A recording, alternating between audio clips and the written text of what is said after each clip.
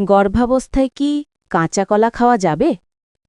গর্ভাবস্থায় কাঁচা কলা সাধারণত নিরাপদ এবং উপকারী বলে মনে করা হয়, বিশেষ করে যদি এটি রান্না করে বা সিদ্ধ করে খাওয়া হয়।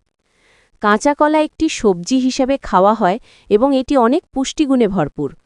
গর্ভাবস্থায় কাঁচা কলার উপকারিতা: কোষ্ঠকাঠিন্য প্রতিরোধ: কাঁচা কলায় প্রচুর পরিমাণে ফাইবার বা তন্তু থাকে, যা গর্ভবতী মহিলাদের একটি সাধারণ সমস্যা কোষ্ঠকাঠিন্য কমাতে সাহায্য করতে পারে। হজম স্বাস্থ্য: কাঁচা কলায় রেজিস্ট্যান্ট স্টার্চ এবং পেকটিন থাকে, যা অন্ত্রের স্বাস্থ্য ভালো রাখতে এবং রক্তে শর্করার মাত্রা নিয়ন্ত্রণে রাখতে সাহায্য করতে পারে। পুষ্টি উপাদান: এটি পটাশিয়াম এবং ভিটামিন বি6 ভালো উৎস, যা রক্তচাপ নিয়ন্ত্রণ এবং শিশুর মস্তিষ্কের বিকাশে সাহায্য করতে পারে।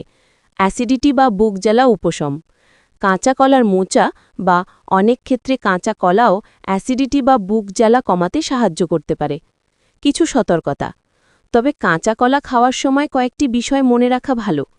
গ্যাস বা পেট ফাঁপা: কাঁচা কলায় থাকা রেজিস্ট্যান্ট স্টার্চের কারণে কিছু কিছু ক্ষেত্রে এটি গ্যাস বা পেট ফাঁপা সৃষ্টি করতে পারে, বিশেষ করে যাদের হজমের সমস্যা আছে।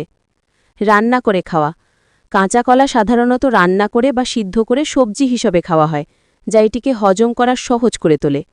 গুরুত্বপূর্ণ পরামর্শ: আপনার গর্ভাবস্থার খাদ্য তালিকা সম্পর্কে যে কোনো উদ্বেগ বা প্রশ্ন থাকলে, বিশেষত যদি আপনার গর্ভকালীন ডায়াবেটিস বা অন্য কোনো স্বাস্থ্য সমস্যা থাকে, তাহলে অবশ্যই আপনার ডাক্তার বা পুষ্টিবিদের পরামর্শ নেওয়া উচিত।